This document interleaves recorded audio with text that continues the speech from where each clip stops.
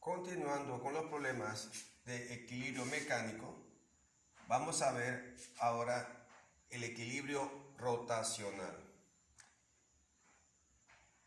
Este es un tipo de equilibrio estático en la cual la estructura que está sometida a esfuerzos externos,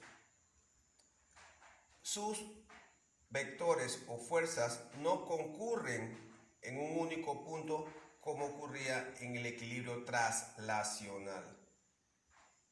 Si recordamos, el equilibrio traslacional involucraba el movimiento rectilíneo uniforme, que era el equilibrio traslacional dinámico, y el equilibrio estático, donde estaba el cuerpo en reposo. Ahora, en el equilibrio rotacional no hay movimiento de traslación. Tampoco hay movimiento de ninguna índole, pero sí hay tendencia a movimientos. ¿En qué sentido? En que la estructura, por estar sometida a varios esfuerzos que no concurren en un único punto, o sea, sistema de vectores no concurrentes, entonces la estructura tiende a girar. Noten, tiende a girar. Entonces, por eso es que en el equilibrio de este tipo, llamado equilibrio rotacional, entran otras ecuaciones, además de la que ya conocemos del equilibrio traslacional. Para que una estructura como esta, esto que está aquí, es una barra, como dice aquí, barra homogénea de 20 kilogramos, y está articulada aquí por un gozne. Esta es una articulación, o sea que esa barra puede rotar libremente en torno a esta articulación. Ella, para mantenerse en esta posición, es atada por una cuerda, como indica la figura, según este ángulo, y también tiene atado a su extremo derecho un peso de 100 newton. Me piden en el problema hallar la reacción en la articulación. Recordemos que en todo apoyo o en todo contacto entre dos fuerzas, dos superficies, existe una reacción según la tercera ley de Newton. Entonces aquí hay una reacción, solo que como es una articulación, no sabemos esa reacción hacia dónde va. Sabemos que existe, pero no sabemos si es horizontal, si es inclinada de un ángulo, si es hacia arriba, hacia abajo. Eso no nos va a dar el problema al final. Lo que sí sabemos es cómo debemos hacer este problema según los siguientes pasos. Existen tres ecuaciones de equilibrio para el equilibrio rotacional. La sumatoria de torques o momentos de rotación con respecto a un punto o eje de giro, la sumatoria de fuerzas en X igual a 0 y la sumatoria de fuerzas en Y igual a 0. En este caso, esta barra tiende a rotar en torno a esta articulación que está acá. Entonces vamos a utilizar a esta articulación como siendo el punto o eje pivote, o sea, el punto o eje donde tiende a rotar la estructura. ¿Qué es el torque o momento de una fuerza? El torque o momento de una fuerza es la tendencia que provoca a la rotación por acción de una fuerza con respecto a un punto o a un eje de rotación.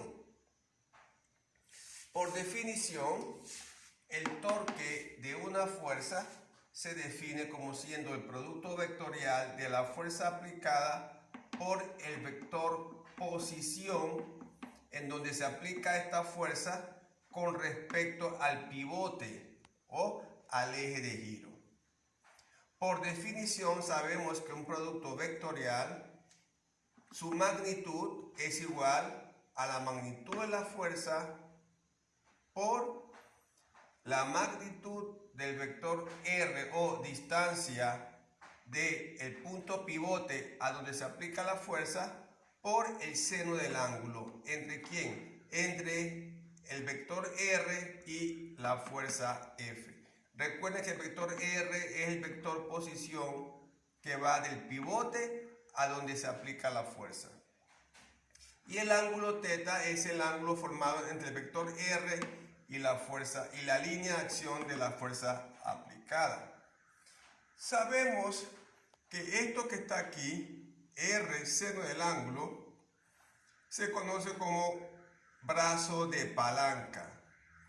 Entonces podemos decir, si yo conozco el brazo de palanca, que no es más que la distancia perpendicular del eje pivote a el punto donde actúa la fuerza con respecto a ese pivote.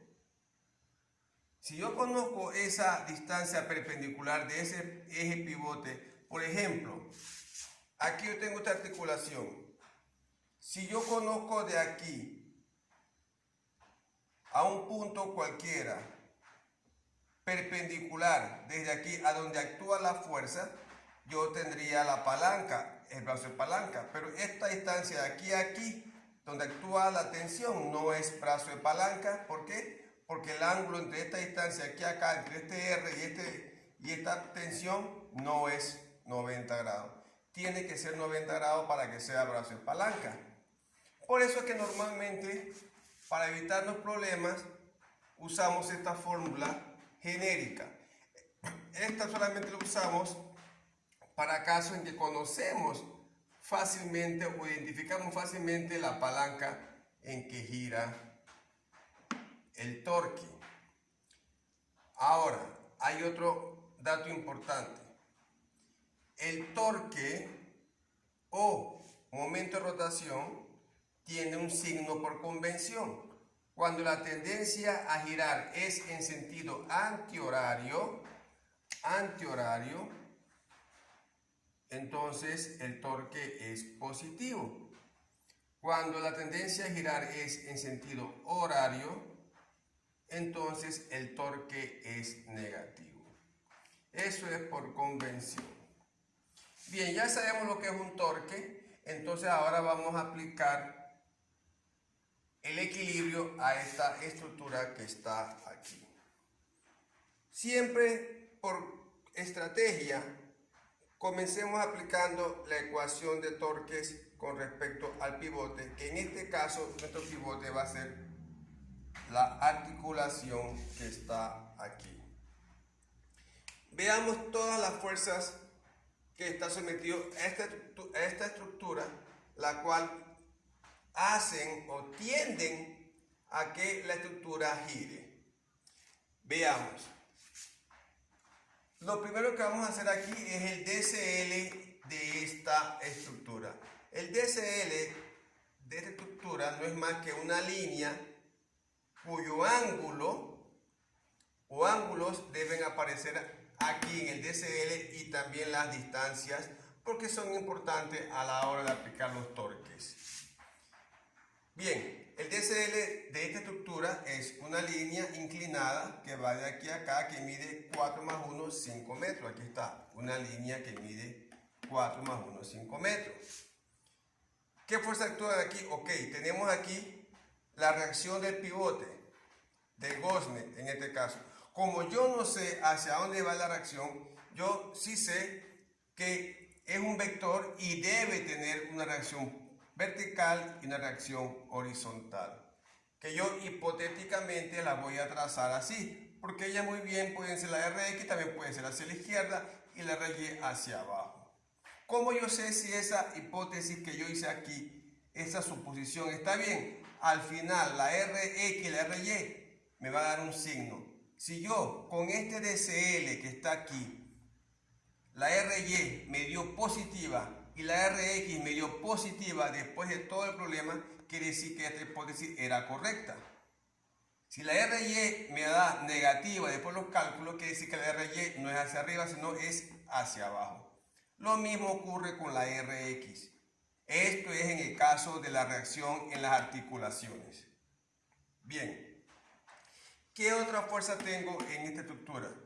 Tengo el peso de la barra. Como la barra mide 5 metros y es una barra homogénea, el peso actúa en la mitad de la barra. Mido aquí entonces 2.5 metros, porque es aquí acá 2.5 metros.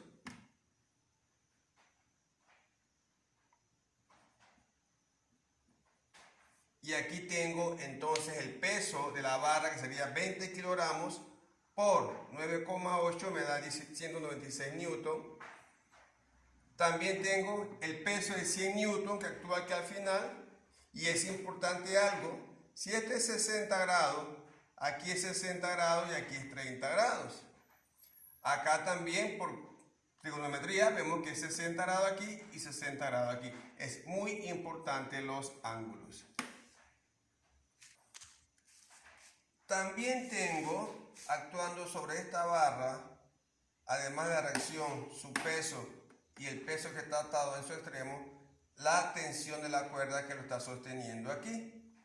Esta tensión forma un ángulo aquí de 70 grados. ¿Por qué 70 grados? Porque recuerden que esto que está aquí es un triángulo y la suma de los ángulos de todo triángulo es 180. 60 más 50 es 110, faltarían 70 grados para los 180. Y entonces ese sería el ángulo que de aquí, 70 grados, para la tensión con la barra, como está expuesto aquí. Ahora, en el DCL yo puse esta descomposición. ¿Por qué? Porque a la hora de sumar las fuerzas necesito saber cómo está dirigido la tensión. Tengo una TY y una TY.